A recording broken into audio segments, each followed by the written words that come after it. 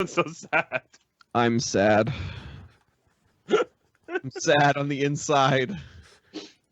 Everything hurts. Jake, you can't fill your love with Welcome. Welcome to the podcast. I hate everyone.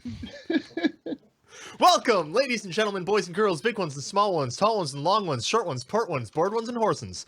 Join us as we egress from recess to access the excess of terminal knowledge descended from a collage of college creations, complete fabrications of something imagined.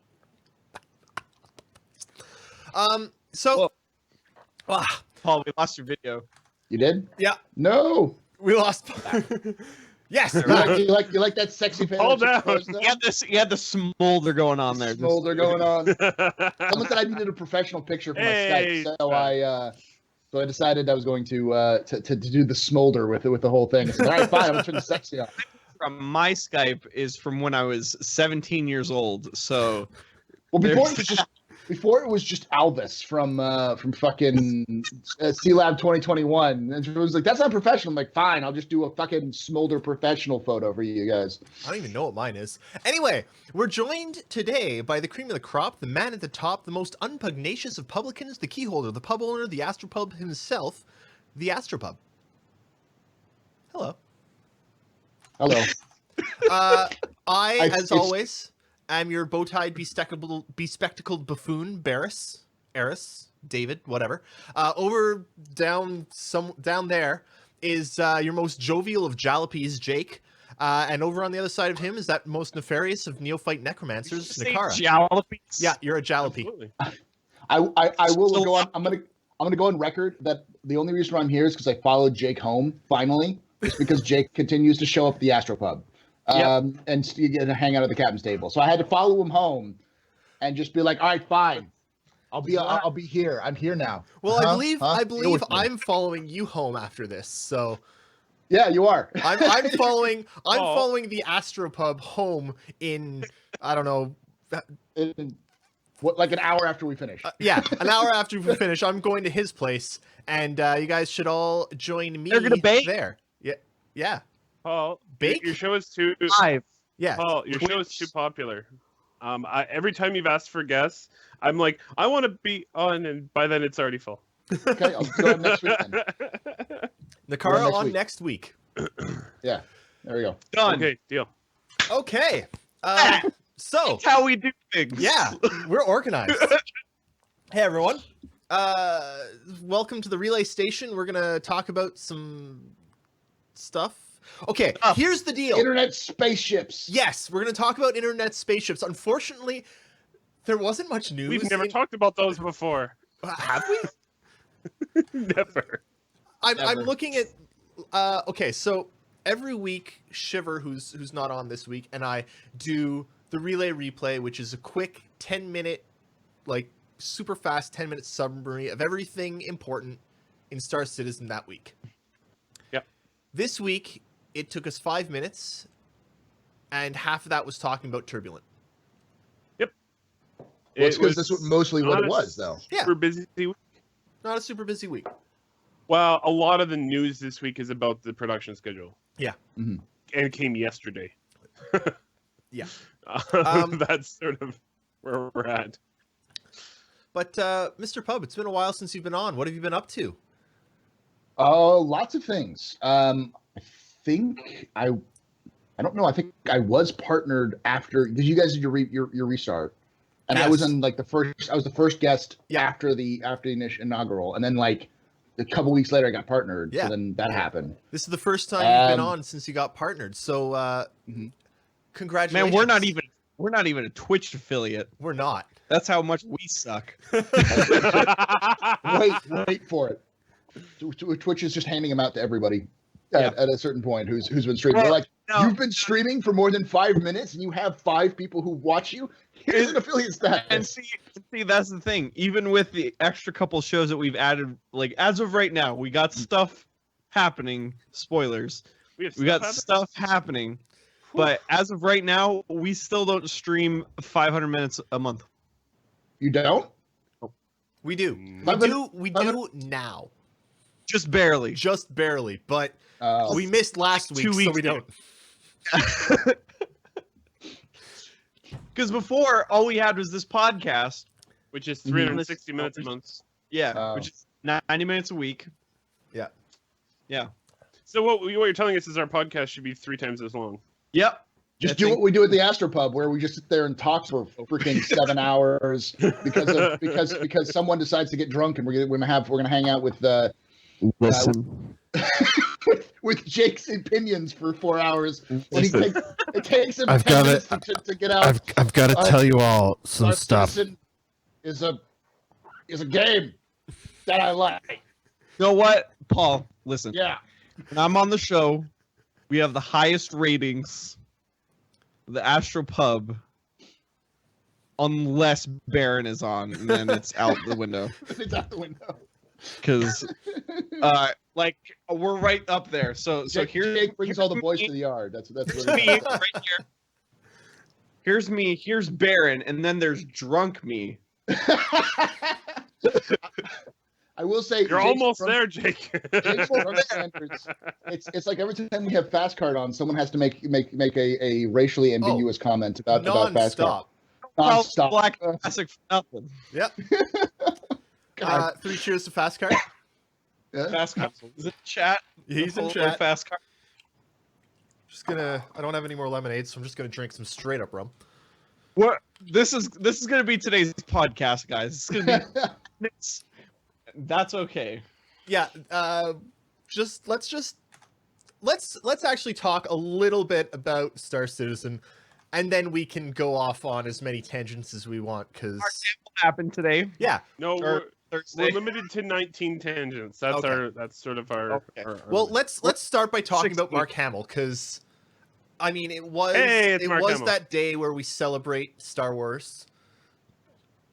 Mhm. Because someone thought the pun was funny like 10 years ago, so we just had to make it an official thing. I'm just gonna put this on in support of Star Wars. I can't get it on. See, here's the thing. I wear my Darth Vader pajama pants every podcast, and no, I don't get special thanks. It's got to be Star Wars Day to Listen. I think I have beat you all. May the Force be with you. said that, Gandalf. Yes. I thought it was Harry Potter. Dumbledore. No. He's Gandalf said it to Harry Potter Right. before he Before he fought the Balrog.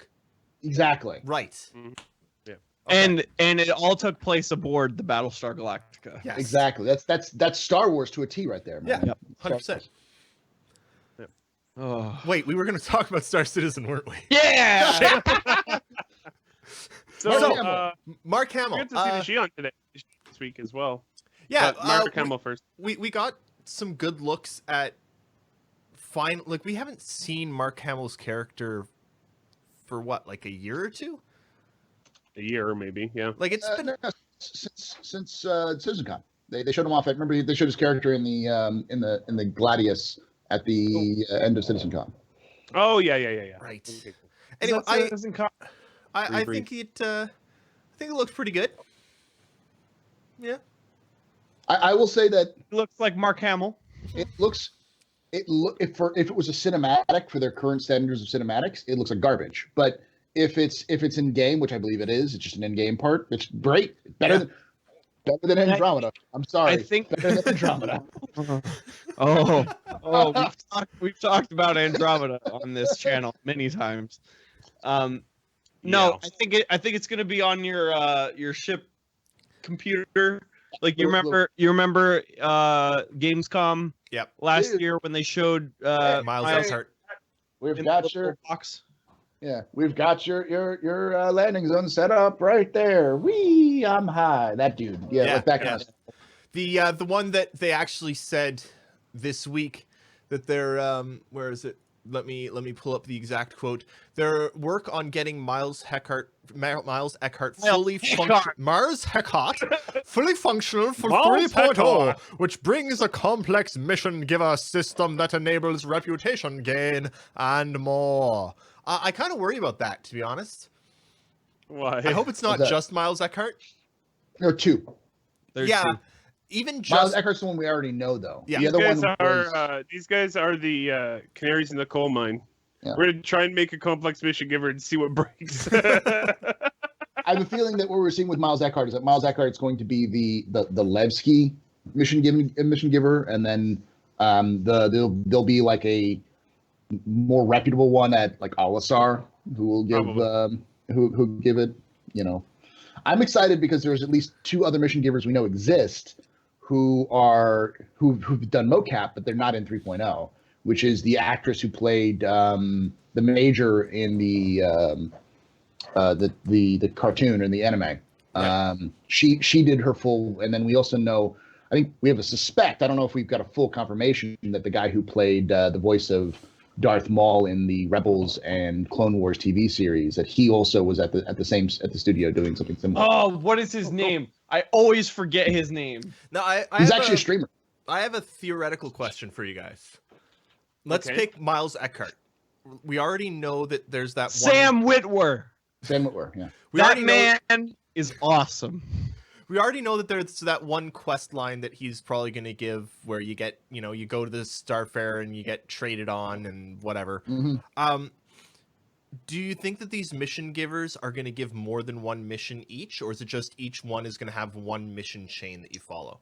He has many missions. They've already talked about that. If you see the thing they showed at ATV, there was at least 8 lawful missions and 8 unlawful missions that he would give you, depending on your reputation and depending on your reputation with him.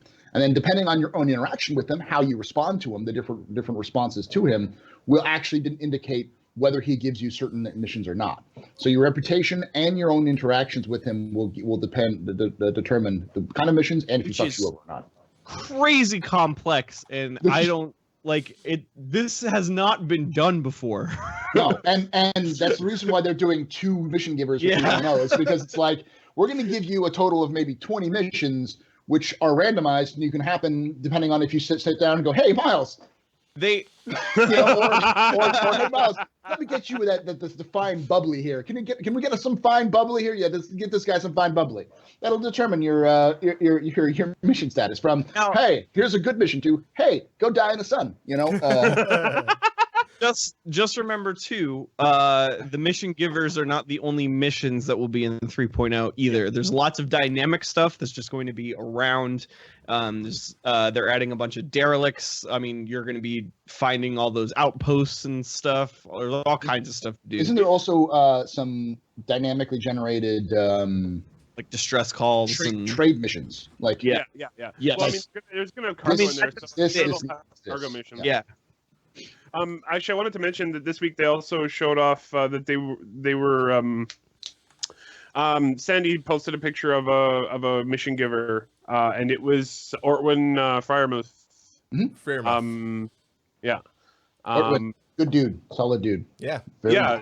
And he's in the game as well as a mission giver, which is good. Kind of awesome.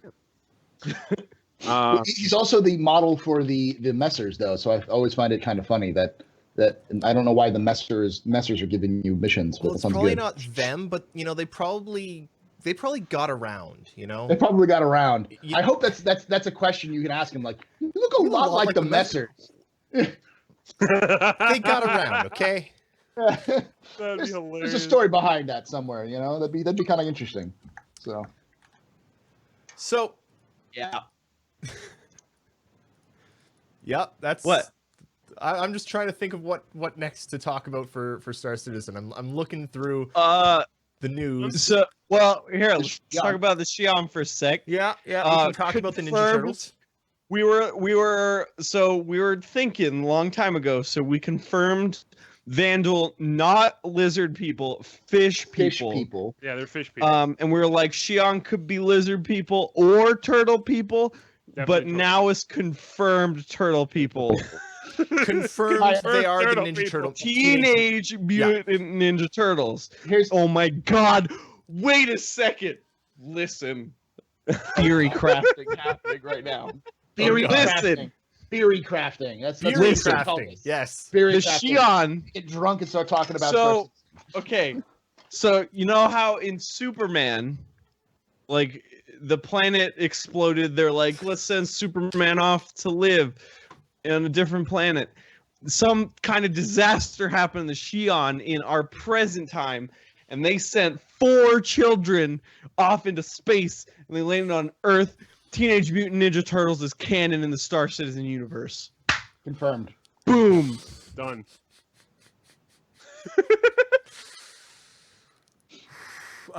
Thanks everyone for being here. I'd like to take a moment to apologize for the quality of today's show. Oh, there's no need to apologize. It's fact. Canon. This is factual information. I am Chris Roberts, and I say that Teenage Mutant Ninja Turtles. I've been Chris Roberts before. Yes, It's true. I am Chris Roberts. This Only is an official CIG podcast, after all, right? Oh You yeah, know? absolutely. All of you are official CIG members. official. Completely. So I've got something else I kind of wanna ask about. So Jake and Mr. Pub, I understand that you two might be working on something Secrets. secret, right? Well, Not going to It's talk about that. Not gonna now. talk about that. I will. It stems from something that is not so secret that I've done, which I got a lot of flack for on the subreddit. But we'll just say that. Okay. I don't want to talk about that right now. I'm in a good mood. Okay, I wanted to know if you guys wanted to chat about what happened, what they said this week. No? Okay. Cool. I mean, I can do that real quick. It's just more of a No, more of let's- a passing thing. Let's But, skip alright. it. Just stay tuned to Guys, relay. the referral program sucks. There we go. We'll move on. I'll say it sucks not just for people, but for content creators too. So, Everyone. yeah. Everyone. But Including CH. Indirectly. stay yes. tuned. Stay tuned for more on that sometime soon. Space pizza. Space pizza. Yeah. What would be on space pizza? Space. Oh, Technically, all pizza is space pizza. Mm-hmm. I don't even know what to do. This is. There's what happens when there's nothing that's gone on this week. I know. Wow. Talk about What I will say is, I think that this week has highlighted a couple things. First off, they are very, very far ahead with their with the alien species. It feels like they finally have all the alien species down, and they probably have the lore. And I'm glad that they showed off the Xi'an before they ended up into a paywall subscription based magazine. At least they showed us a lesson from last time. hey, they learned a lesson. Thank you. Well, it only took them 2 years and several mistakes, but hey, as long as they learned the lesson, just give us at least a little nod. Be like, hey, this is what the Xi'an look like. Cool. And then the more detailed dive in a publication that we'll have to pay for that nobody will want to, and eventually they'll put it back in their lore and we'll all get it for free. So Yeah. Yep. I don't know. This seemed like a slightly down week.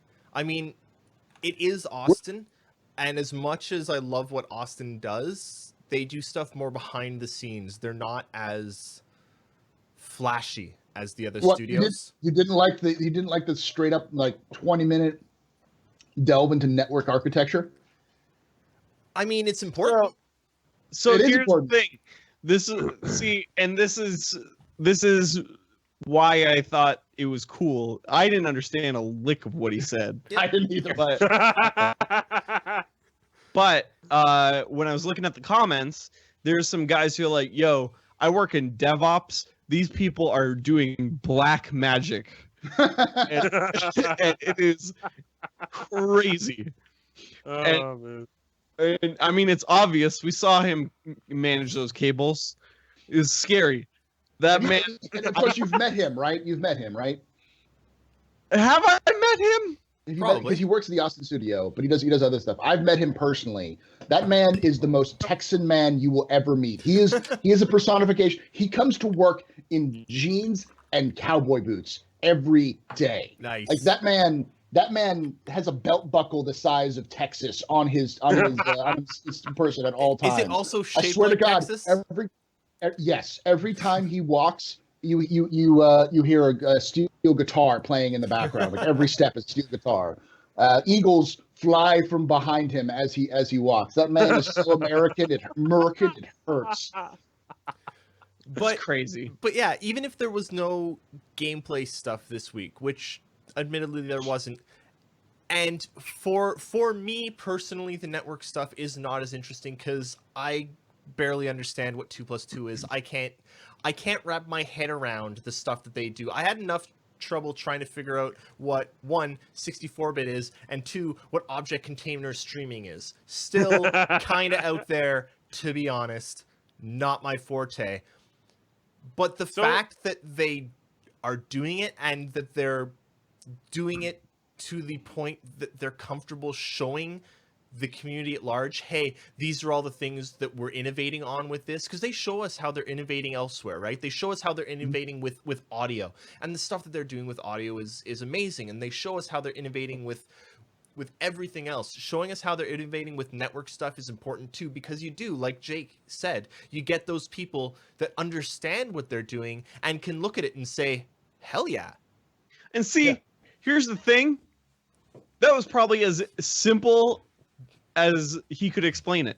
Yeah, because that stuff is complicated as balls. Here's the other thing to keep in mind is that people have been asking for technical mumbo jumbo from CIG on ATVs for a long time. So finally, I think this is the first one where at least I've been sitting like, I have no idea what they're talking about, but I'm sure someone else does. Yep. And so I'm sure there was some guy who's been like, I want to hear more about the network. Let's talk about the network. God damn it, I'm tired of these bullshit little, tell me about the network. I want to know details. And he's just sitting there going like, let me get the lotion and let me sit here and listen to this. It's actually disappointing that I don't know any of those people, because having one of them on this week would have been amazing. Would have been to sit here going, oh my God, you have no idea, guys, and getting super excited about it. But yeah, I don't. Now you got to stick with me. And here's the thing. I would have gotten rid of Jake, not you. Let's be real. No, see, here's the thing. Whenever we run into the argument of, oh, they got to do the net code, why can't they just figure out the net code? It's easy. We'll just video, say, here, watch this video, and then explain to me everything you saw in the video. I know. Well, and the funny thing is, I mean, all you have to do is look at games. Honestly, there are so many huge, big budget, $200 million games that have terrible netcode to know that it's not easy.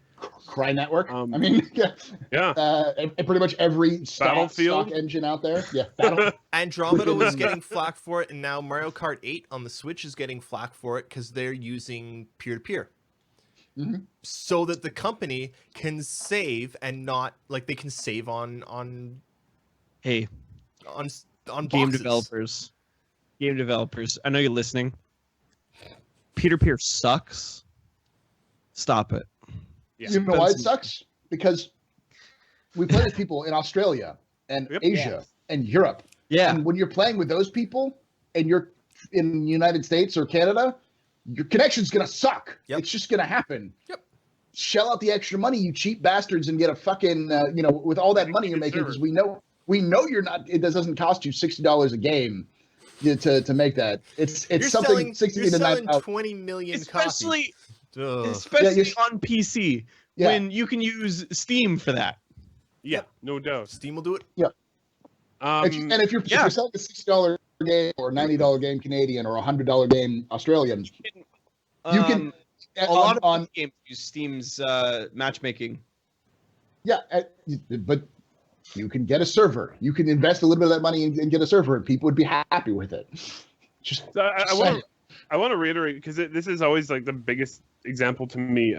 Is Rocket League is not a popular game without fantastic netcode. Yeah, and I know they've had issues with servers lately, but it's mostly because their player base is exploding right now. But that game is nothing without amazing netcode. It would just have been like a bookmark in the history of Steam, and no one would have ever played it. because that game relies on having netcode that works really, really well. Especially cross-platform. That's amazing that they've done that. Yeah. Nobody had even conceived of doing that before them, really. Not on that scale. I'm going to respond to Doom Centurions. Like, yes, that's correct. The problem is that we live in the 21st century. We live in 2017, and relying on peer-to-peer networking when you're dealing with things on a long, bigger term in terms of more complicated graphics, everything behind the scenes is a lot more resource heavy. Is you relying on a connection from somebody from Melbourne who's paying to you is something in the 600 range is not going to be a fun gaming experience for anybody, because it's going to be, I mean, even if you optimize the shit out of it, it'll still end up being at least somewhat of a slideshow. And it's that one moment when you're about to get that kill on a freaking on a massive NPC that you lag out and they crush you and you're dead, and then the entire team is dead, and then you have to restart because of a small little lag spike, and that's the rage inducing point, not anything else. Not only that, but back when peer-to-peer was kind of the norm, we did not really have the option for playing with people outside of our own country. It was out there and it sucked for the most part, but most of the time they kept that stuff pretty localized. Like I'm talking like Halo PS2, 2, yeah. I'm talking like Battlefront, PS2 online, like all kinds of stuff. They usually region locked, so at least to a degree. Yeah, because at that point most everybody was on a console playing online games, which is weird. But the thing is that like the consoles were region locked, so why would you make anything else not region locked? Yeah. So yeah. Peer-to-peer sucks. It's 2017. Yeah. Yep. Yeah. Yep. So, looking at you, Mass Effect. I'm so sad. I will say. Oh wow. that the updates that they've done. Can we talk about the stuff that they've been pushing forward with?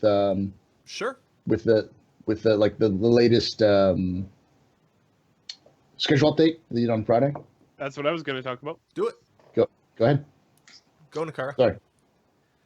So high level overview. Live release has been pushed back to July 13th. No big shocker there. This is mostly due to UI and graphics. UI and graphics have been pushed back 3 weeks and 2 weeks, respectively. And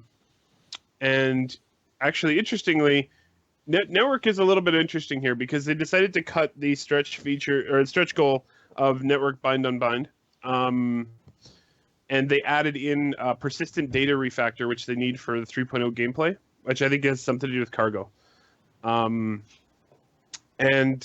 they've actually moved the completion of the network code they need for 3.0 now up by 11 days to June 19th. And ships and weapons has also been moved up to June 8th for completion.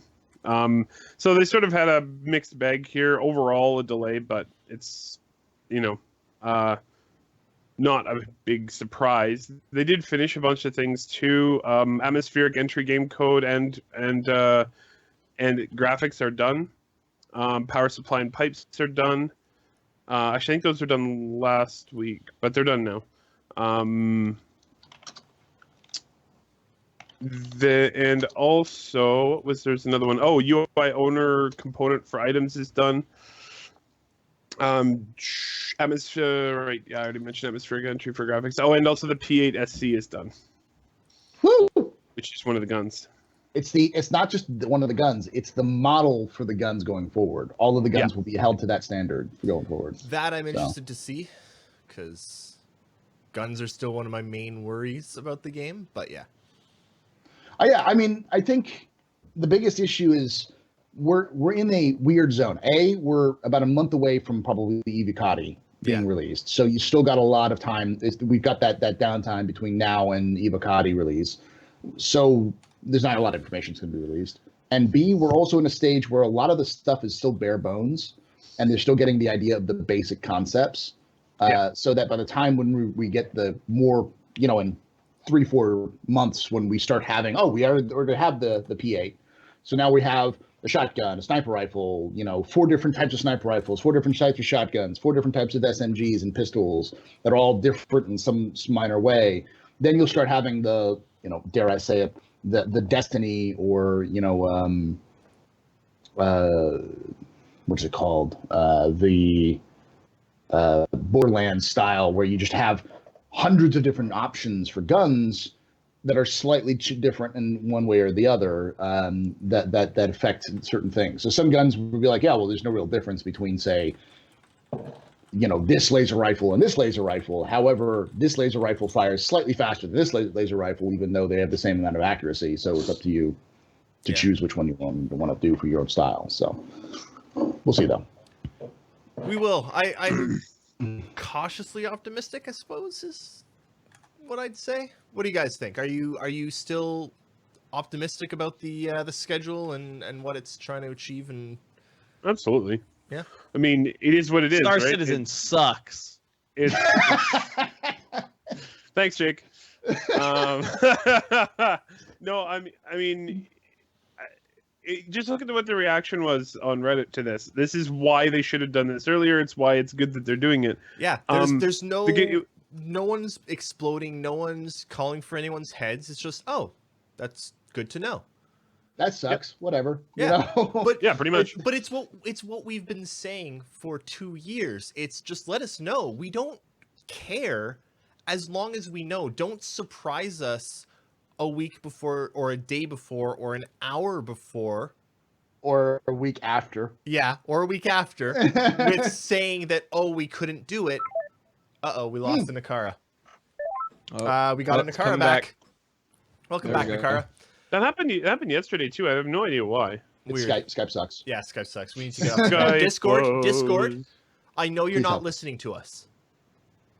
Fix your shit. I mean, we are Discord partners, so like it's true. We have an in. We do. But anyway, the point is, so they need to just tell us what they're doing, because that's important. Yeah. Within reason. Yep. Within reason. Like, for instance, one of the biggest issues I have with CIG outside of the frickin' referral system is Squadron 42. Is there still very much, we're not going to really update you on Squadron 42. And I'm like, I get it. You want to save some of the reveal stuff for... We were corrected on that. Gamescom and CitizenCon. However, at the same time, you need to give us some kind of idea. Should we expect it in 2017? Should we expect it in 2018? Yeah. You're at the stage right now. Will it be out before 2024? Yeah. We're at the point where it's June, right? And most games have about a 6-month lead up starting June, and that's the reason why E3 is where it is, for a release date for hyping. And Star Citizen needs a similar amount, or Squad 42 needs a similar amount of hyping for marketing reasons. So that they can make the money that they can use to continue to make Star Citizen and other versions of Squadron 42. They've already said they're going to go full bore on the marketing for it, so I guess that'll give us some indication, because once they start to market it. So we should know between today and when it releases. Between a day and a month from now, if it's going to be out this year. However, if they don't say, it's not going to be released until, or we're not looking at a 2017 release, then there's going to be a lot of people who are going to get their hopes up, and then come, August, October, people are going to be like, it's coming out this year. And I'm like, you're going to burn yourself again. And then people are going to get super angry, and then they're going to blame CIG because they didn't tell them, and because CIG didn't manage their expectations. It's shitty, but at this stage of development, CIG has to actively manage people's expectations, because otherwise they'll just run wild with like, CIG's promised 2017, it's going to come out in 2017, because, that always works and it's completely reliable. Jake. Yeah. Can we start a hashtag on Twitter? Oh God. Not Brival's one, a different one. Tweet at everybody. Star Citizen. Everybody. Let them know that we need to know what's going on. Hashtag, where is mining? Yeah, that's another good question. Oh, actually, there's a lot of professions missing from the production schedule. I really think if it dates back to when they released the production schedule, they said there was a bunch of things under research that they were not sure about when they would come out. So they didn't include them, and so they're not in there. I do like the idea of a hashtag Squadron 42 this year ? Yeah. Just give us that.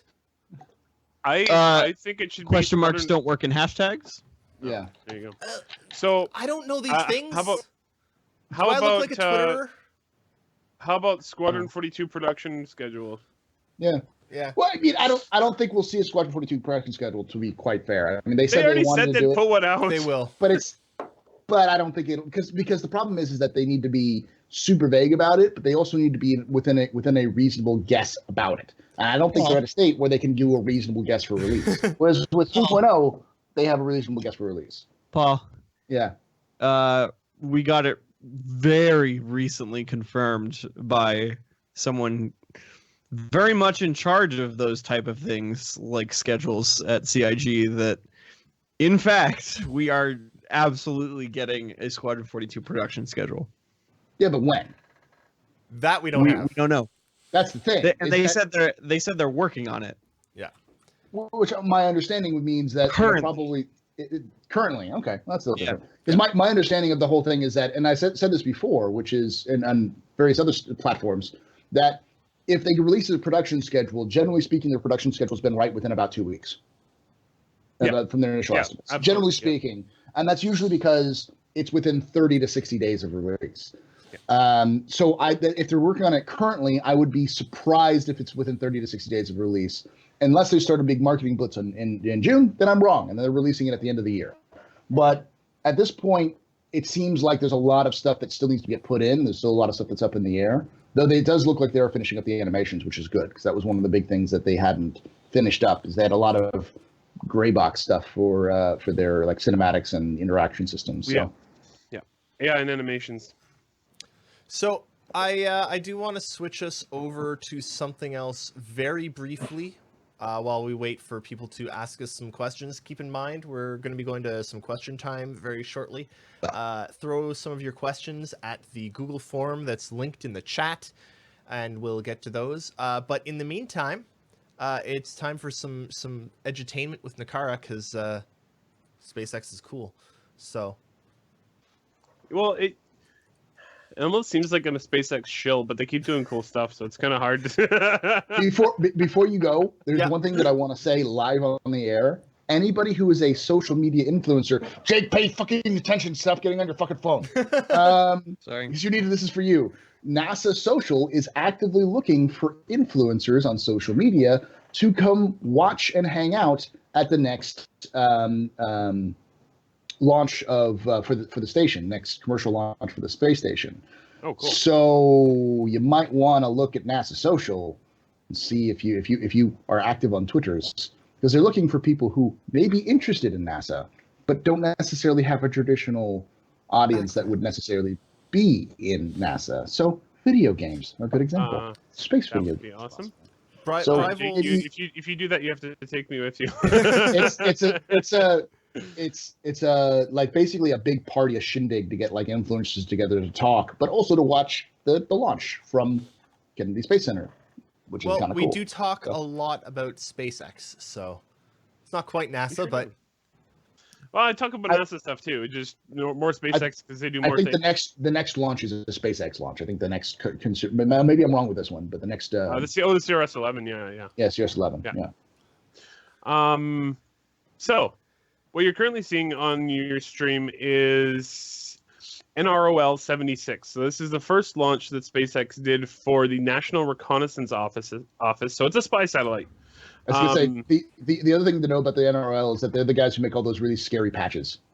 Yeah. For their missions, like the octopus that's like encompassing the world, but like we see everything. Those guys. However, this one is a little bit more benign. They issued a Lewis and Clark patch. Nice. Oh. The reason for that apparently is that from everything people have been able to gather about a spy satellite, which is not a whole ton. I was going to say we spread smallpox to the Indians. Is that this is satellite? We're spreading diseases to native peoples around the world. This satellite will have a particularly good view of North America, which is why it has the Lewis and Clark patch. That is apparently the deal. So what you're seeing here is the what's called MECO and stage separation. So this is the first stage separating from the second stage. MECO is main engine cutoff, so that's like right at the very beginning of the GIF. So you'll see the first stage comes away from the second stage and does what's called like the basically like a backflip, and the boost back, which is actually where it reignites the first stage engine and starts to come back towards Kennedy Space Center. You can move on to the second one, David. Got it.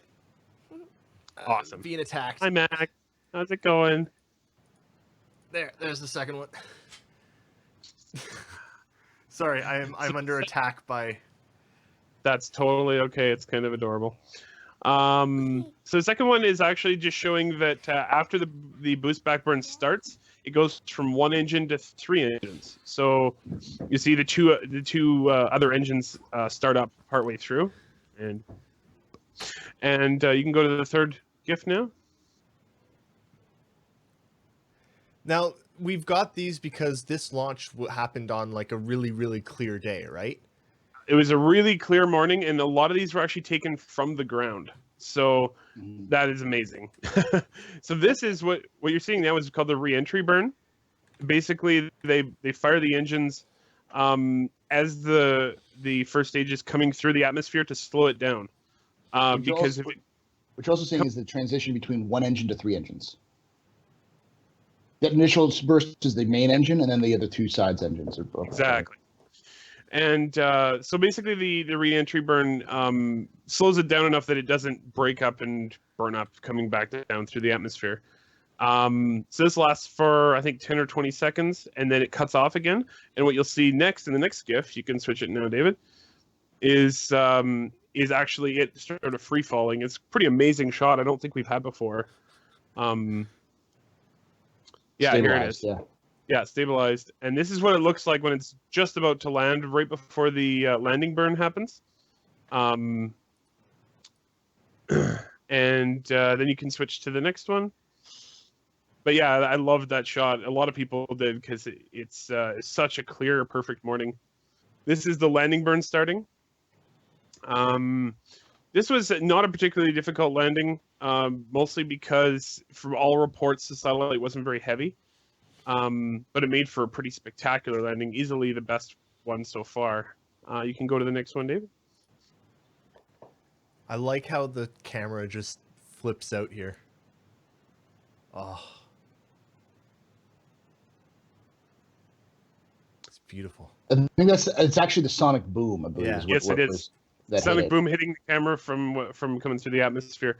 So this is taken from a pretty wide angle, quite a ways away. You can see it coming down for a landing there. And if you switch to the last one, this is actually a view that Elon Musk posted himself on Instagram. It's by far the best view of the landing I've seen so far. And the arms, the legs come down. That's so cool. Actually watching them fold out. Yeah, it's really neat. It's just right before landing. Straight up Buck Rogers is what it looks like. It looks like the original, like the old 50s style, and then land kind of thing. It's eerie how correct those bad sci-fi films got it in terms of how a rocket lands and extends its landing gear. So, the first solid. No. They've been doing. This is their 10th. It's third on land, right? Yeah, third on land. I think it's like their 10th landing. Most of them have been on the drone ships. They haven't done many on land because it's actually too easy for them to land it on land, which is why they kept. Not quite. It's not quite true. It is. It's like the reason why they haven't done it on land. Yeah, go ahead. They need to be launching something fairly light. Yeah. Or to low Earth orbit. It can't be a heavy satellite into geostationary orbit. They can't bring it back because they don't have enough fuel left in the rocket. So they just catch it. Yet. Yes, yet. They just catch it on a drone ship way out in the ocean. They've done geostationary stuff before where they bring back the main stage. It's waiting until they get the the heavy?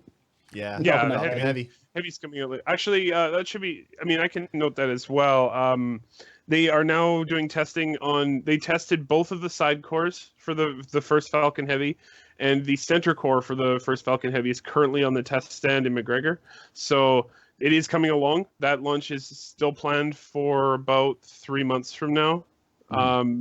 It might be a little bit later. Or sorry, more like 4 to 5 months from now. Basically, they have to reconstruct the destroyed pad from last year before they can go ahead with that. Yeah. Well, I thought the 37B or whatever, the current one that they're using is the one that they used to do with Apollo and the 39A is. Yeah. But yeah, no, it is. The one they're using right now is a very, very famous launch pad. It was almost all of the Apollo missions and all the shuttle missions. There is no more historic launch facility in the world. One of the things that amazes me other than Kazakhstan, which is which they're still using as well, which is called Gagarin's Hope, I believe, or something like that. Which they still launch rockets off of. Most amazes me about this. Now, was this one of the refurbished ones? No, but the next one will be, correct? Not the next one. It's the next reasonable one is Bulgaria Sat 1, which is in mid-June. Right. They have 2 more launches before that. Their pace is really picking up. They have a launch in 9 days. They have another one at the end of or the first day of June, and they have one on June 15th, which is reusable or a reused rocket. And the reused one, that's what, like a 6-month turnaround on the reused rocket? Less than 5 months. Less than 5 months, and they want to get it down to. Well, that's the crazy thing. After they launched the first reusable one, Elon Musk mentioned that their next goal is to get their turnaround time for a first stage booster to under 24 hours from when it lands to when they're ready to launch it again. The goal. That is ridiculous. The golden idea of spaceflight is to have a rocket which is as reliable as a current passenger jetliner.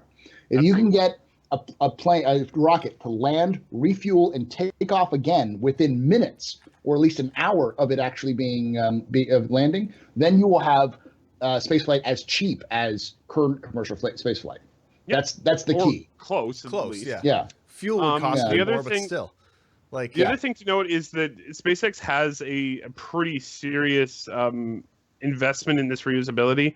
They also announced plans this week formally announced. There's lots of talk about this over the past few years. They formally announced their plans for creating a low Earth orbit internet constellation.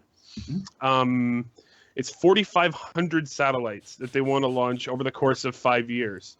That is an enormous number of launches. Not only that, but it's also supposed to be support 20 gigabytes up and 1 or 2 gigabytes up and 20 gigabytes down of anywhere in the world. Yeah, like you could be in the remotest part of whatever part of the country in the world and still be able to do that. So yeah, and the huge that's going to change. That's going to change telecommunications forever. Yep. Oh yeah. The things like airplanes and cruise ships, things that have very limited or poor internet connectivity, will basically have the same connectivity you have at home.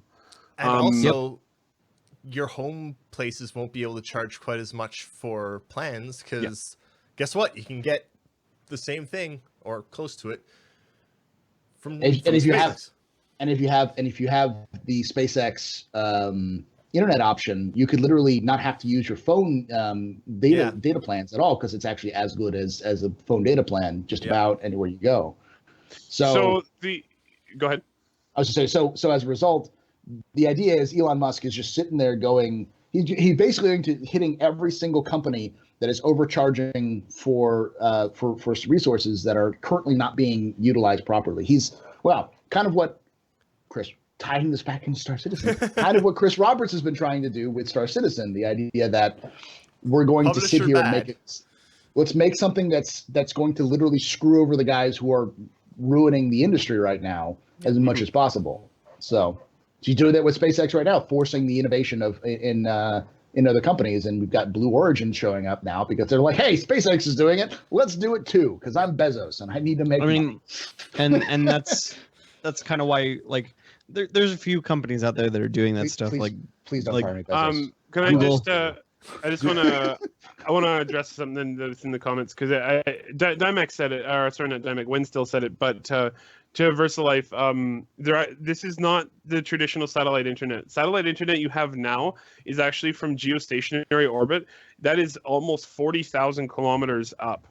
SpaceX's internet constellation will be it will start at about 1,000 kilometers to 1,100. That'll be the first 4,500 satellites, and then I was going to mention this, but they actually, beyond the first 4,500, they're planning another 7,500 satellites that'll be in lower orbit, which will reinforce that service. This is also because of. Go ahead. The reason why they're doing this as well is to create a relay network that can also connect to Mars. Yes. And they're going to do something similar. They're trying to make them as small as possible so that when SpaceX goes to Mars, they can bring these satellites with them and deploy them around Mars to create a network, an internet network that can also relay information from Mars to the satellite network on Earth, to reduce as much lag time as possible. So you don't have to like that 30 minutes can be cut down as slim as possible to exactly the lag time of light, whatever the radio communication would be. So the other thing is, what I was going to mention is the actual latency on this will be 25 to 35 milliseconds, which is actually right in around the same. It's right in around the same latency that cable internet gets. So there won't be a noticeable difference. Are you saying that Australia could finally get decent internet and play with people in America with a lag time of 25 with an MS of 20? Yes. Jesus Christ, this is actually really topical. It's world, you guys. It is. It's like there's a reason we keep talking about SpaceX, and there's a reason we keep putting this stuff up. It's because if you look at what Star Citizen is and what it's doing and where it comes from, and where the story, like. Not only is SpaceX doing kind of what stream, everything's dead. What the? Oh, jeez. Your connection dropped. I'm green again. Okay, good. Okay, we're good. It was down to red. I don't know why. We're back. We're back. Anyway, almost rip. Almost rip. Not quite rip. I'll keep an eye on that. It's like. Not only is Elon Musk doing the same thing to cars, space, solar, telecommunications, etc., that Chris Roberts is doing tunnels, the boring company that Chris Roberts is doing to video games. But if you look at space and how, like, where Star Citizen comes from, and this whole going to space and exploring space and having spaceships, this is where you start. It has to be done not by countries, but by it has to be done better. And that's why we keep talking about it. That's why we love it so much. That's why we hope you guys like it too. And let's move on. That was the one fun little reference in Mass Effect that I liked. Is how in old Mass Effects you collect ship models and put them in your captain's quarters. Yeah. One of the ones in Andromeda was the Falcon 9. Yeah, so good. That was nice. I will say this one thing. The one thing I would suggest doing as well is covering Blue Origin, because even though SpaceX is like literally charging through everything, Bezos has basically said, I can't let Elon Musk basically call me a bitch. I got to do something that's as awesome so as much. They do hate each other. I'm like Tesla and Edison, please, Jesus, because you know what? Hey, I'm okay with that, because when they competed, we got shit done. Competition breeds innovation, boys and girls. Yeah, I absolutely will cover Blue Origin, but honestly, to be brutally honest, they haven't done anything notable enough yet. Nope. They're planning. They're at least 5 or 6 years behind SpaceX, if not 10. That's because they literally started 5 or 6 years behind SpaceX. Exactly. No, that's why. But they're currently sort of not. They actually haven't done a whole lot recently, other than planning. Yeah, the latest thing they talked about was they're planning on building a fuel refinery or fuel station in orbit around the Earth. It's going to have to happen. Yeah. Yeah. That's their major thing. It's that's their first development thing is to build a space station, which is a fuel depot. Yeah. I mean, it's huge for future spaceflight because, okay, biggest problem right now, anything we want to send anywhere, we have to launch it from the ground, and it has to go all the way there. And it can't, there's no interim step. And Earth's gravity well sucks. It sure does. If you, however, if you launch something off the Earth and then refueled it, and then you could fire the engines again, you could get there really fast. Yep. Much faster than you currently can. So even with our current technology, that would be a way of making spaceflight a lot faster. So, and that's actually why the ITS, the whole plan with the ITS, which is the interplanetary transport system from SpaceX, the whole plan is to launch a thing up there and then refuel it a bunch of times and then launch it to Mars. Because there's no other real way to do it right now, to do it quickly, to get people there fast. Yeah, the idea was that they were going to send it up initially unmanned, then they send up a refuel, and then they send up an actual person carrier that will then transfer the people over to the ITS and then have it send off. But the idea was to have hundreds of ITSs going at the same time, so that you launch hundreds of these into orbit, and then eventually, when the transfer window happens, everything like a giant mass migration happens out to Mars rather than eventually that's the idea. At first, it would just be one at a time, but someday down the road, they're hoping that it would be this massive launch. The other thing to mention is that Elon Musk actually did have an update on that, sort of. He said that they are going to be putting up some updates to their ITS plan in the next 6 weeks on their website. So there will be more clarification on exactly what their plans are. By the way, this whole thing I talked about with the internet constellation, everyone who's watching this has basically said that's how they're going to fund it. They're going to take all the money they make from the internet constellation and pour it into the Mars program.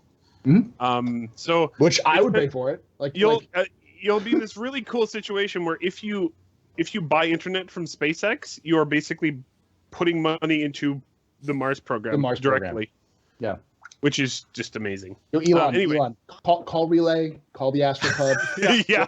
We'll not only will we show for you, but we'll stream on your internet to say, hey, listen, look how awesome this internet is. I'd do it. Okay. Imagine like so 10K bit rate streaming. Oh, woo, baby. We're talking like 4K 120 FPS streaming. This is nuts, man. It's basically better than real life. It's HD TV. Yep. It's better than real life, So let's guys, throw us some questions. I'm just gonna questions. Do that, but let's start with the first one here. Rock and Anchor asks, have you heard anything about stats on items? When will we be able to compare performance of guns, shields, coolers, etc.? I don't think we'll actually receive the actual numbers ever. No, I disagree. I think we will see the numbers, but only if you have certain equipment. Maybe.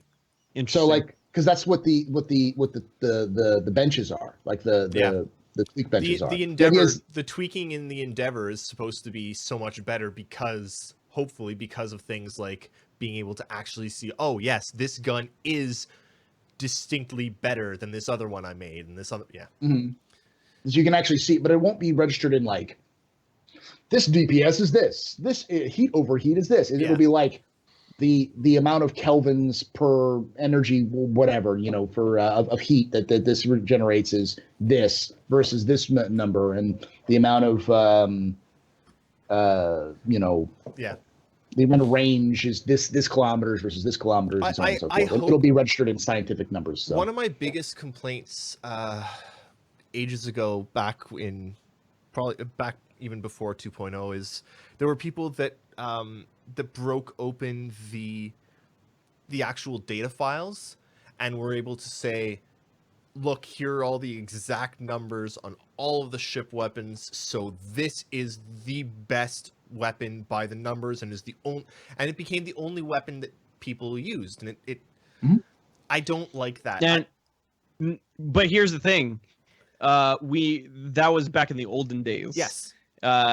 now we have a physics-based weapon system where the bullets and impact and everything is like depends on the actual physics of the thing that it hits. It as well. it exists right now. Now, to be fair, it always existed. Now. It always existed in Star Citizen in some way, shape, or form because of how the CryEngine does physics and damage. It just the issue is HP. It's like, oh, you have a certain amount of HP, which was always been the issue in terms of like how much does this reflect versus how much does it. But the thing is the dynamic armor system, which I believe is called what is it called? There's a company that makes the armor now in universe. I don't remember. But there's a specific like armor where you can add armor stats to your ship now in the future with 3.0. So here's the thing. Like we're not saying that we're not going to min-max like crazy, because man, let me tell you what. I've been playing World of Warcraft for 12 years, and that is my life. I min-max forever. That's eventually, like way in the distant future. Like, don't say we're doing this tomorrow, because we're not.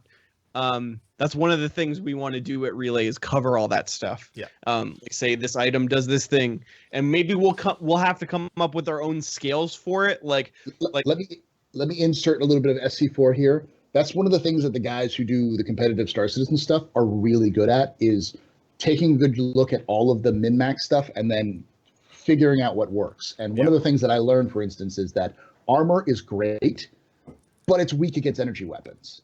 So armor works to your advantage against ballistics, but it doesn't work so well with energy weapons. And so we already are seeing that kind of min-max right there. So if you're going to be facing, let me do it right now.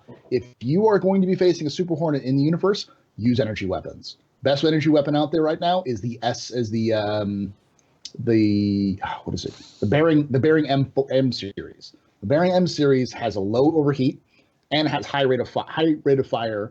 The only problem about it is that when it does overheat, you can't continue firing. Whereas with the Bearing CF series, you can still fire even though. So like even right now we have that little bit of that meta going on, and that's going to get even more complicated as we get the component system working. So.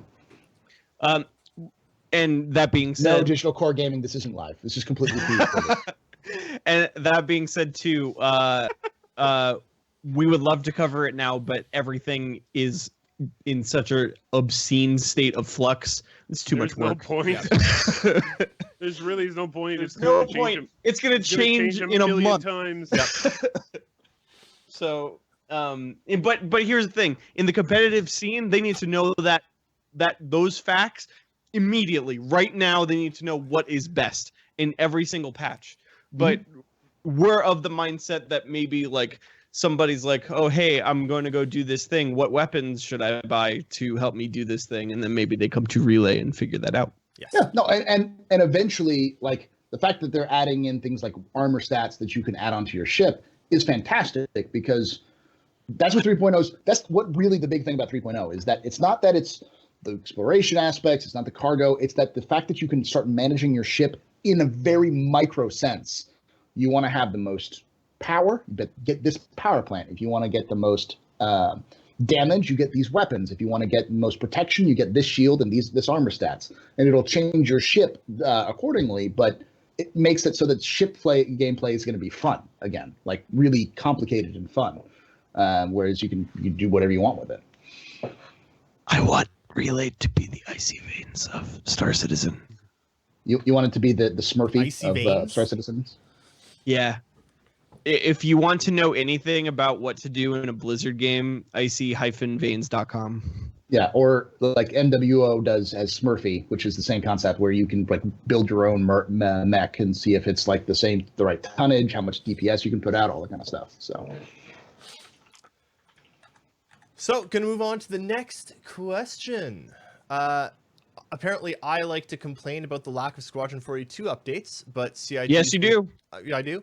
But CIG has been giving us 2 to 5 minute Squadron 42 updates in each episode of ATV for the past 3 to 5 weeks. Why am I still complaining? It's because what was the last update? It was the Mark Hamill stuff. That's not No, really an was the update. update before that? It was it was small. It was something like like. But I'm with David on this one. That's not an update. No, I want something That's like here's a thing we finished. more like what they've been doing is mentioning Squadron 42 and ATV. mentioning Squadron 42 is not an update. Which is fantastic though, because they haven't been doing that before that. Yes. However, it's something. It's better, but it's not enough. We need to know where it is, what's holding it back. Are we going to get it this year? Let me clarify. Yeah, that's the biggest point, is that we don't care what's in Squadron 42. We don't want to know what's in Squadron 42. We want to play that and find out. What we want to know is where it is in terms of development, and will we get it within this year? Because right now, if you go to Squadron 42's website, it says 2017 on the website, which is great if it's still 2017. It's terrible if it's not 2017. Well, and the problem with that is it said 2016 on the site until 2017.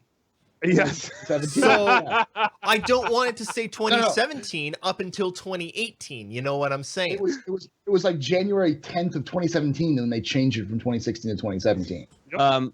That being said, CIG's website right now sucks. No, and it's not easy to update things. And Turbulent knows this, and they're working on it. I talked with Benoit personally at GDC. Well, I sit there, and the first thing I said to him, I said, listen, I appreciate what you're doing with everything, but the website fucking sucks. Yep.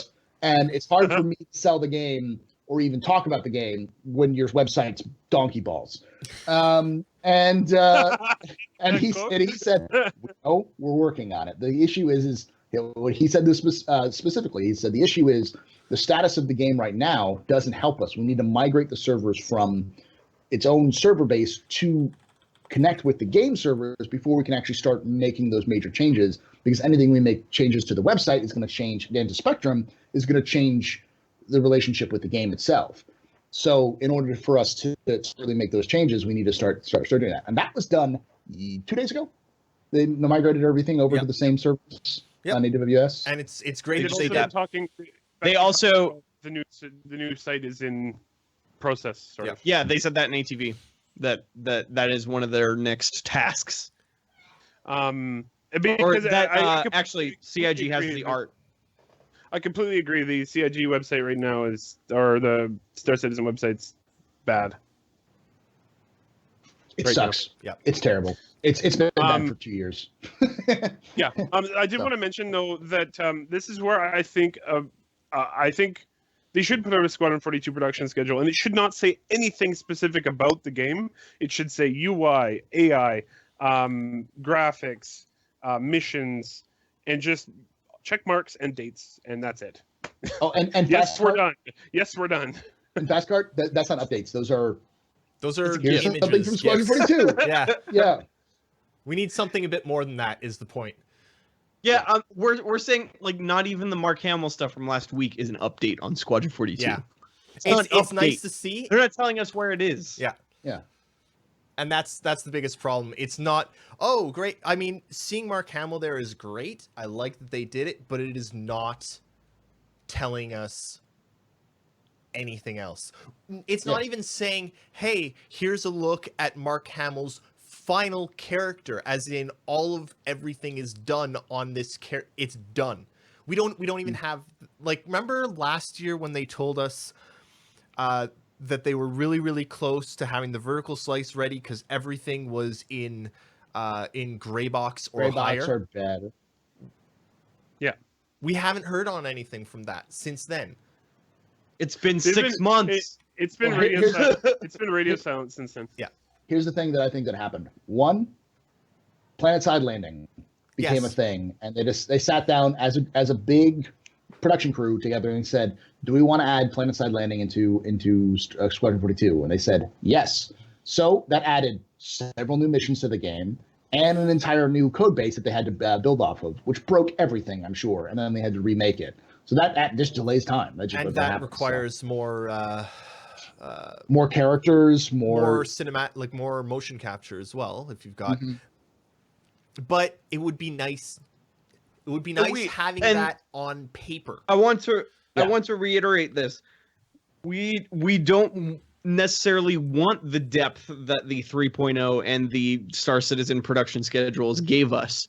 We don't even need that. Yeah. Is it going to happen in 2017? No. Good. Let's so move on. That's Yes, one thing. Right. That's one thing. We want to know if it's coming this year or not. But two, other than that, we don't really need dates on when specific features are going to be done. We just want to know like what's left to do and what is finished. I agree. Yep. And you don't even have to say specifics. You just need to say done. Yeah, mission 1 is done. Yep. Mission 2 is being still worked on. You know, mission 12 is completely done in final form. Cinematics are complete. Nothing to me, but it's telling us that there's progress being made. Yep. That's the biggest issue. Is that we haven't seen anything from Squadron 42 in the sense of progress beyond small little images and stuff like that since 2015. 2015. Yep. Yeah. Yeah. No, So, I mean that's the problem. Yeah, and no one's saying get it done. We want a release date. It's like, for instance, from my point perspective, and I think from Relay's perspective, is I can sell the game better based off of when it's going to be released, and on top of that, I can inform the community better. If someone comes in and says, "I've never seen Star Citizen before. I've never seen Squadron 42 before. What does this explain it to me?" I can sit here and go, "Well, it's not going to be released this year," which immediately tells the person either A, I'm not going to come back until next year, which is fine. Or B, oh, that's interesting. They know generally when it's going to be released. Let's listen to it more. Both of those situations means that we have either a potential future community member or a current community member who can add a lot more to the game. Both of these help us and help the community because the more people we can bring in, the more people we can energize about the game, the better overall the experience is going to be for everybody, and the more money is coming into the project, which means the more money there is for servers, which means the more money there is for everything, which means we can enjoy the game more and sooner, hopefully. But the key is that information needs to flow back and forth, and right now it's only flowing one way, which is us to them, and it's trickling back to us in a very small way. I do want to clarify, it's not like we're here to try and sell the game. Yes, we are. I'm not trying to sell the game. I think it would be great if people bought it. I don't want to try and sell it. But even with me not sitting here trying to sell the game, I've got a lot of people that went in on the game back when it was a Kickstarter and that people were interested in it, and they come to me and be like, "Oh, what's up with it?" Because they know that I'm the guy that, one, got them interested in the first place, and two, runs Relay. So they come to me for their updates, and they're like, "So what's happening with Star Citizen?" And I'm like,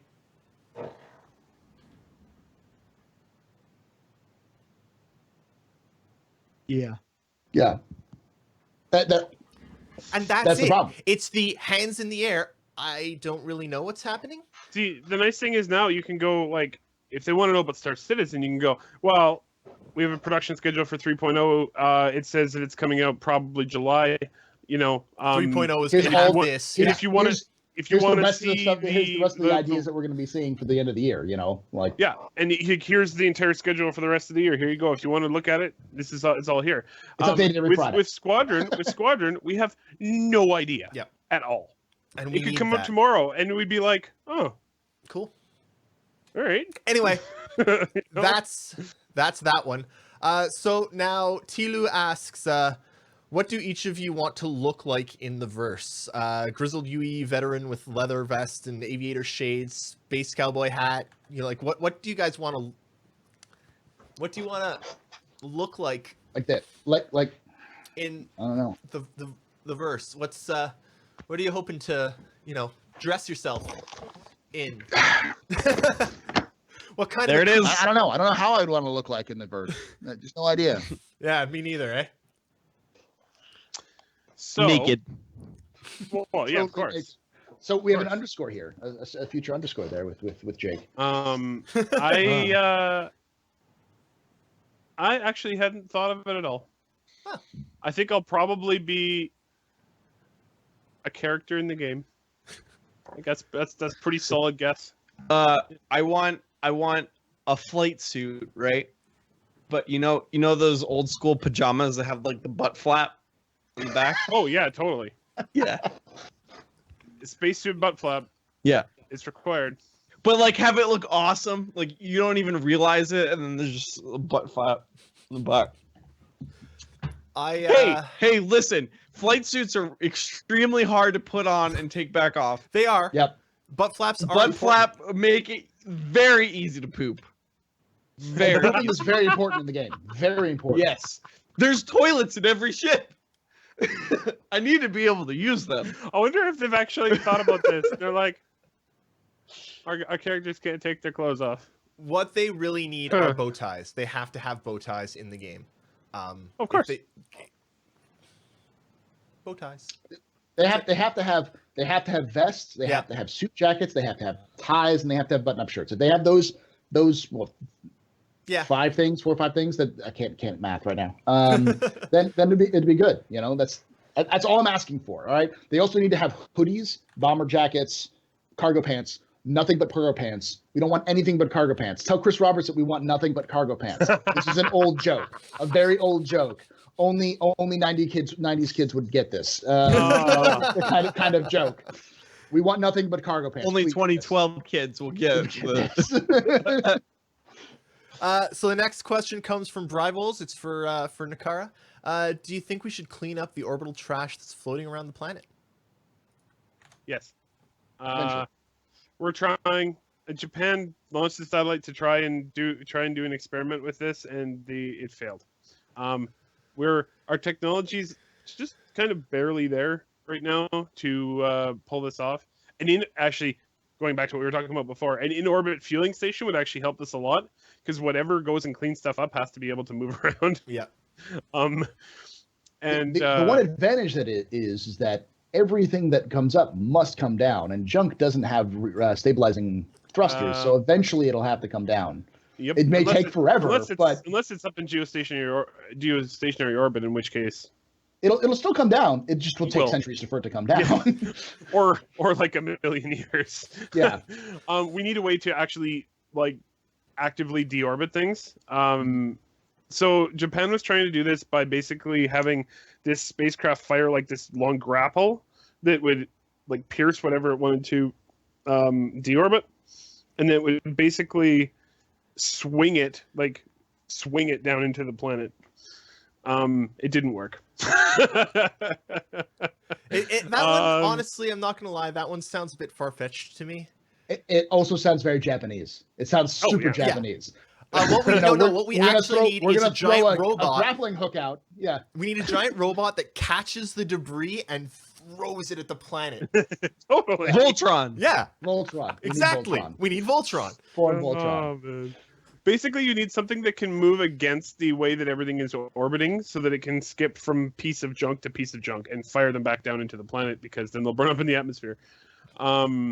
Yes, we do need to clean up the orbital junk. It is important. It's not as important as some people would have you believe. There's a lot of room up there. A lot Who's of room. peeing? Paul, stop peeing!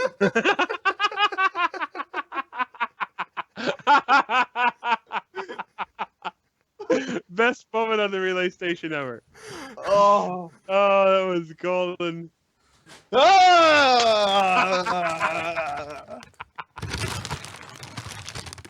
What is happening? David! You're making this worse! Yes. Yes, I am. Welcome to Pele.se. Oh, no. That was great. Let's move on. Let's move on. What's our next question? Our next question is so far our last question, which is fine. Big Bad Fish asks, do you think there will be a big Squadron 42 announcement on Gamescom or only 3.0? Can you guys hear me, by the way? Talk about Star Citizen or Squadron 42. Okay, good. I have no idea. Someone said earlier, when I was streaming last night, they said, oh, why are you? We could hear you peeing. I'm like, how the fuck are you hearing me pee? It's down the hall, way the fuck away from my mic. This is the best microphone. Clear as day. Clear as day. I don't know if Nope. Can't hear you now. It's using this microphone. That's why. Oh. That's why. I thought I was using this microphone, but I'm apparently using my headset microphone. It actually sounds really good. It sounds really good for a headset microphone, but It's really, really good peeing noise. It was great. Yeah, very clear. Nice. Yep. Hold on. Oh, There we wow, go. that's great. Welcome back, Mr. Pub. There we go. Much better. So, So hopefully you all enjoyed my He's my a professional streamer. future. Please hold your requests for pornography. I don't think I can handle that. So oh my giddy aunt. listen, I'm not going to apologize. It No, just That's happens. joke. You are making our stream more entertaining. And It's content. God damn it! It's content. That's right. Do I expect a big Squadron 42 announcement at Gamescom? No. Simply because they don't time their big announcements, or they try not to time their big announcements around big events. So, no, I don't.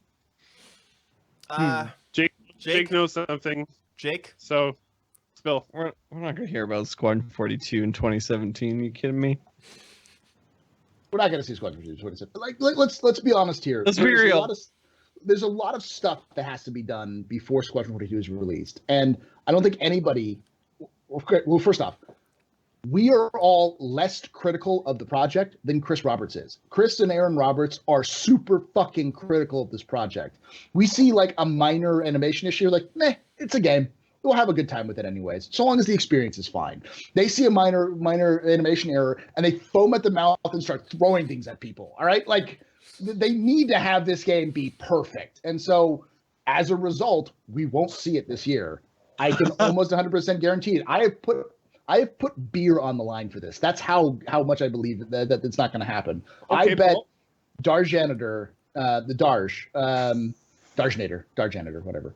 Darj, a 6-pack of his favorite beer, and he's going to give me a fine scotch if I'm right. I give him a 6-pack of the most expensive beer he can find.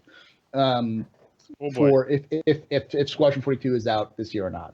So Squadron 42 2016 confirmed.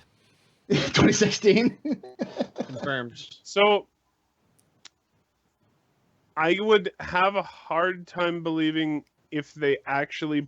I'll put it this way: if they put out a production schedule for it before Gamescom, I don't think it'll miss this year. Simply because I don't think they'd put it out that far in advance. No, I know that's really vague, but if they're already working on the production schedule, and it took them a couple weeks after we heard about them working on the 3.0 one, yeah, we'll see. Dimec. No, I will respond to that right now. Star Citizen, Squadron 42 doesn't need object container streaming. That's multiplayer. That's the 3.0. And even branch. even if they did, they already have it for offline. Yeah. It already exists, so they don't need it. Yeah. No, Squadron at this point is largely down to finishing up the levels, finishing up all the like we've seen how long it takes them to make some ships, right? And how long they're spending making a few little moons. They're making brain fart. What's the station name? The giant oh god, yeah. the mining Oh, refinery. the Shubin. Shubin. Oh, Shubin, Shubin, yeah, Like- Shubin. Wow, Man, It's not called Shubin is Come on. huge. Shubin is like 4 times the size of Olisar, and we only have 4 little living areas in Olisar, let alone like the entire station. Yeah. So No, I mean that station's going to be enormous, and they've been working on it for 3 years. So, yeah. Although I think it's more or less done. What I think you guys have to do, and a good way to get an idea of this, is actually go and look at the jobs that CIG have, like the open positions. There's a lot of open positions, guys. Oh yeah. Like Absolutely. here's the fact, and here's the problem, and with CIG is that as fans, we really think that the game's going to go far. I know a lot of people in the industry who work making games. Yeah. And the word on the street is twofold. One, the word on the street about CIG is that they have no work-life balance. And from what I've heard with people who've worked there, they say we have no work-life balance. They don't. Work is life. And that puts a lot of people off. A lot of people who may have the talent be like, I got a wife, I got kids, I got a life out of this.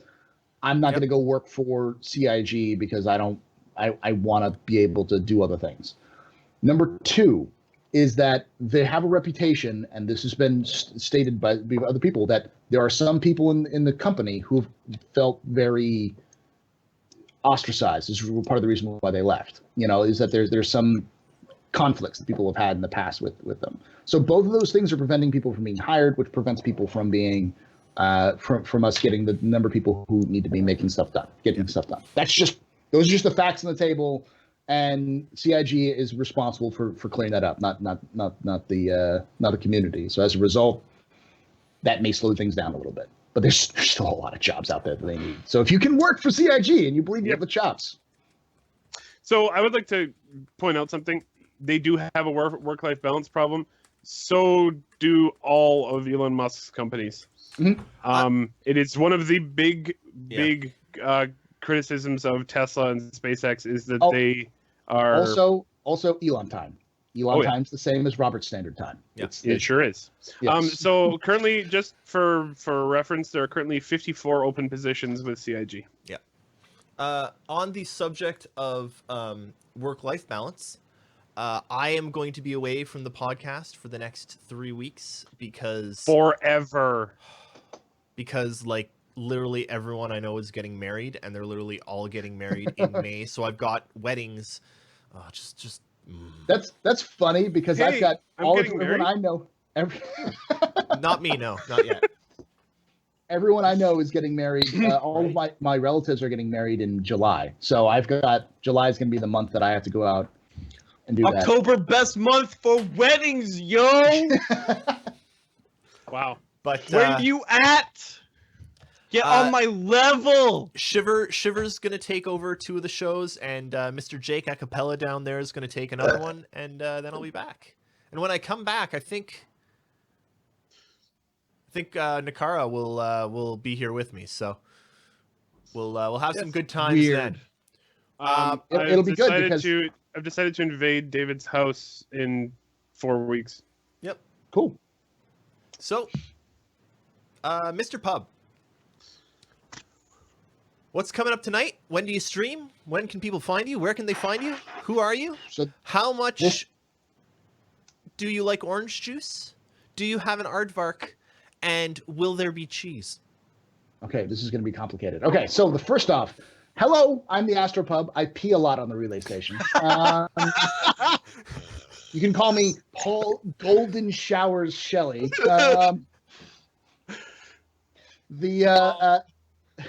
I really hope this joke carries over to please. I will make the $25 emote on my channel. Golden Showers. All right, straight up.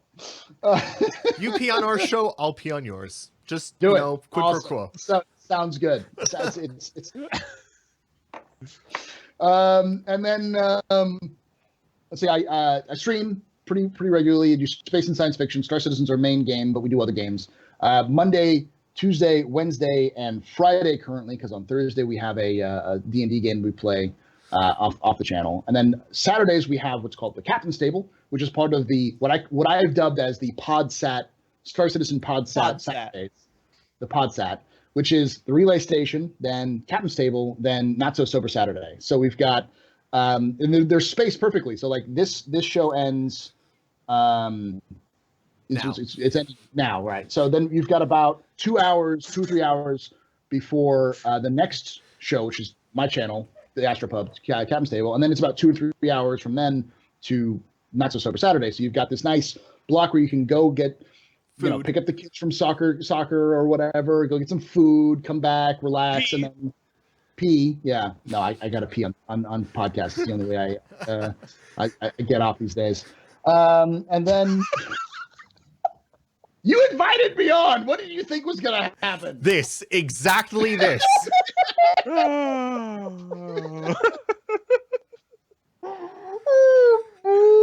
So I'm still waiting for the answer to the aardvark question. This is revenge for how many times Jake has just been like, Ah! Damn, guys, it's time for real talk. Real, gonna be real. On the captain's table. Man, that was like a year ago.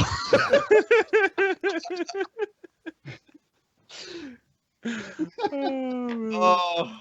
I also am hosting the first ever test gaming podcast, which is a general gaming podcast. That's happening this Sunday with Kath and Richard in Montoya. I expect nothing but farts and sex jokes to be happening. Expect Montoya to be just drawing a dynamic, interactive mural about Star Citizen community that will end up looking like a penis ejaculating, because he never actually draws a penis ejaculating. No, what happens. Of course not. No, that'll be on testgamingtv.tv. What? Yeah. Oh. It's testgaming TV, twitch.tv/testgamingtv is what it is. Okay. Yeah. And then that's at noon tomorrow. And then of course tomorrow we'll also be playing some variety games, so that'll be kind of fun. But in terms of what was the other ones? How much I like orange juice? I like orange juice a lot because it actually mixes well. The opinion of aardvarks, is what your question? Yes, there was a question. Do you about have an aardvark? Do you have an aardvark? Yes, I do have an aardvark because I have fucking Dolvac. So you can't not have an aardvark. I believe Dolvac is a tapir. Yeah, no, but he's also an aardvark. Oh, he okay. just believes it's a tapir. He's actually He's an aardvark that thinks it right. Yeah. Got it. What was the last question? Don't remember. It's been so long. So yeah, there you go. Jeez. But you can find me weekly, twitch.tv/TheAstroPub. So Awesome. Yeah. And TheAstroPub at everywhere else because branding, which I'm so happy that Relay has got the branding. Thank you. Except Discord, because Discord sucks. Can we get some clappers in chat for Relay finally having branding? Some clappers. We got the branding, yo. Nakara, what you got this week? There'll be stuff. There'll be stuff. Check out some stuff. I don't have a firm schedule on stuff this week, but I'm working on a lot of back-end website stuff. You may have noticed that our website has stopped crashing every 3 minutes. Yeah. Oh, You know what happened? I'm going to interject real quickly because Fastcard puts it out noon Pacific tomorrow is when we're doing the test game. I answered him. He didn't look. I didn't, no, but I wanted to make sure it was on the. It's good. Who are listening. But yeah, we should probably put out some stuff, hey? Yeah, I suppose we should. I mean, we got the transcripts all the time. Those are regular like clockwork. There's a guy in we were talking about the BrizzCon live stream, and he was like, "Yo, is there gonna be a relay for this?" And I'm like, "Man, that is the best." I hardly approve of saying relay instead of transcript. That is I approve best. of it too. Gotta admit. It's become a verb. Is that Yeah. is that what it You're a is? verb, It's already a verb, but but it's our verb now. Yeah. we have embraced it. Jake? Yo, we got stuff. If you missed it last week, if you haven't watched, or it was last week. We had the inaugural rebirthing of the Beefcast, where I go on a very long tangent about how Mass Effect Andromeda sucks. No, I didn't mention it during the Beefcast, but I found it really, really pleasing to hear that, because I remember when we both started Andromeda about the same time, and you were like, Mass Andromeda's not bad. It's actually pretty decent. The middle is really good. Yeah. I haven't done but the beginnings, so I don't know. I do know that Jake, and for record, Jake has gone on to say, basically before Mass Effect Andromeda release, he said that he would literally sacrifice a baby kitten and his own child and David and all of Relay and the entire Star Citizen community before he gave up playing Mass Effect Andromeda. I like Mass Effect a whole lot, y'all. Yeah. But listen, if you don't want to watch the Beefcast, there's other stuff in the Beefcast. You can watch that. But if you don't want to watch that, or if you want to do something else on top of that, I wrote an article last week called the URL is really good. It's Mass Effect bad, Star Citizen good. But the article is called "Why My Time with Mass Effect Andromeda Made Me Appreciate Star Citizen," and it was literally the point that David was trying to make in the podcast, and I wouldn't let him because I had just finished my article on it. So go read that. It's pretty good. It has the best thumbnail in Relay history, and yeah. Also, true.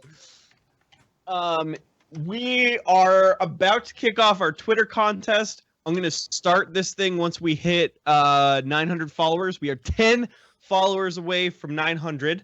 And then we're going to have a contest. We're giving away $100 Star Citizen gift cards. So we're making that big push to 1,000. So go follow us on Twitter, and then we're going to kick it off, and we're going to make that big old push. So do that. You can also follow us on Twitch if you want to watch this every week. I don't know why you do that, but follow button's right up there. Twitch.tv/relay_SC. Oh, yes, twitter.com/relay_SC. And then youtube.com/relay_SC if you want to watch the recorded version of this podcast. Branding. Yeah. And then if you want to find us on Discord, it's what? Discord. It's discord.gg/relaysc because Discord hates freaking underscores and I hate them. From me, I'm going to be talking to Mr. Shiver. Find out we might be doing something Tuesday evening because we're trying to fill some Tuesday evening slots here. So very likely join us here again Tuesday. We'll probably do a round table of some sort, talk some Star Citizen. And that's it for me. I'll see you all. Oh, we've also got some secret content coming up. Secret stuff coming up too. Secret stuff. Really cool stuff. But for the next 3 weeks, the only place you'll find me is possibly on Tuesdays. So I'll possibly see you guys on Tuesdays. Thanks for hanging out. Join myself and Mr. Pub in 2 hours on TheAstroPub. I better see you there. If I don't, I'll know that you don't like me. You don't like pandas. You don't like red pandas. You don't like every single other cute thing. Pandas, I understand. Red pandas, everybody loves red pandas. And if you don't, if I see you here and you're not there, you don't like red pandas. So thanks everyone for watching. We'll see you in the verse. Goodbye.